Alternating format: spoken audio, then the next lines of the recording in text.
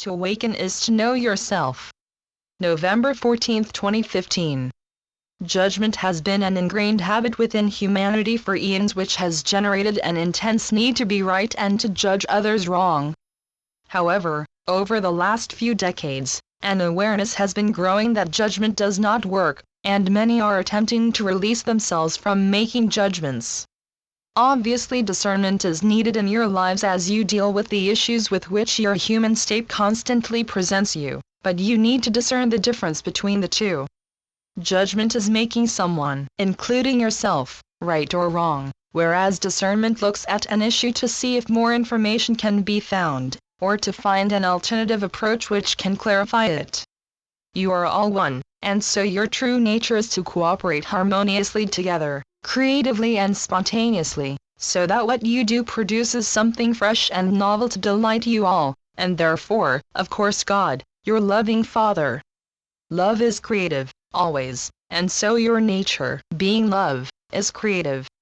However, in apparently separating yourselves from each other and God, you invoked fear and a very strong sense of insecurity that led to your sensed need for competitive ideas and actions by which you could outsmart one another, and thereby feel somewhat secure in your separation.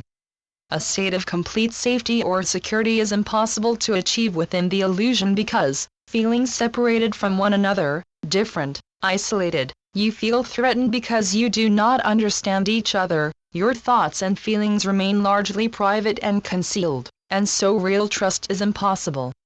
When you have trusted another, that trust has often been betrayed, therefore confirming that to trust another is at best unwise, and at worst quite insane. Nevertheless, trust is an essential aspect of spiritual growth. If you do not trust, then you cannot love, and instead you close yourselves off out of fear, thinking that that will protect you from being betrayed. If you do not trust, if you do not share yourself, it seems that you cannot be betrayed. And, as humans, it does seem that to be discreet in what you share about yourselves is essential for your own safety.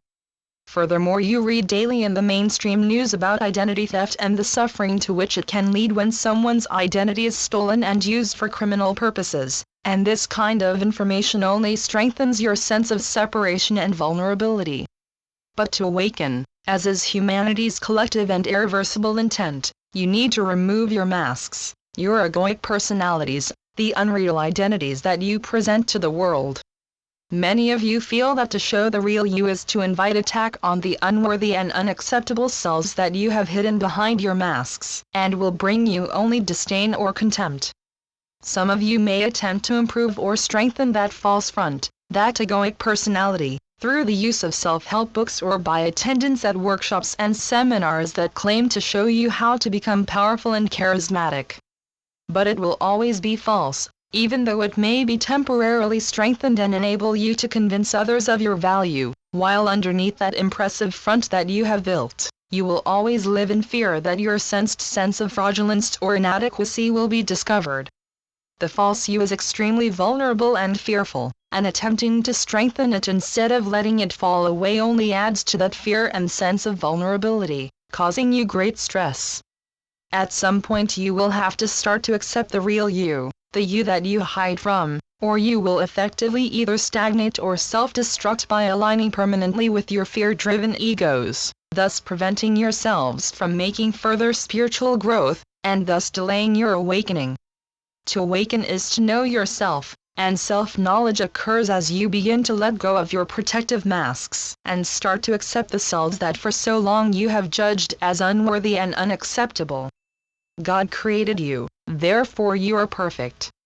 The unacceptable and unworthy character with whom you have identified and lived so intimately for so long is illusory, and all those apparently more worthy ones who you fear will disdain the real you are just others, also fearful of their real selves, who are hiding behind their own egoic masks.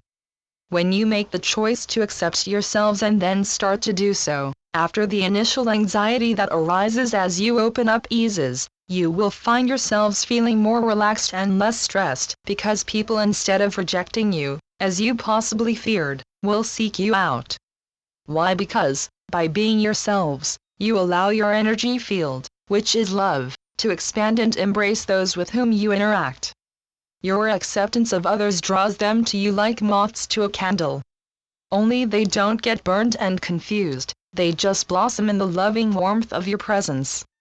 You incarnated at this moment in time to be love in action, and to do so you have to drop those fearful masks and disguises and show yourselves as you truly are, beings of love. That is your holy task, and there are millions of you all across the world doing your individual parts and bringing humanity ever closer to the moment of awakening. Making a daily journey within, to your holy and spiritual sanctuary, is essential, and it helps you to release those false egoic self-judgments that undermine your self-confidence and self-acceptance, as you open your hearts to accept the love that surrounds you in every moment. That divine field of love is reality, and it is where you have your eternal and uninterrupted existence.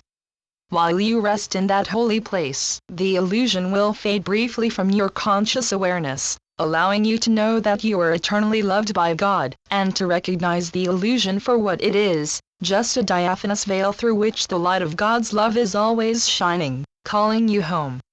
With so very much love, Saul. Channeled by John Smallman. johnsmallman.wordpress.com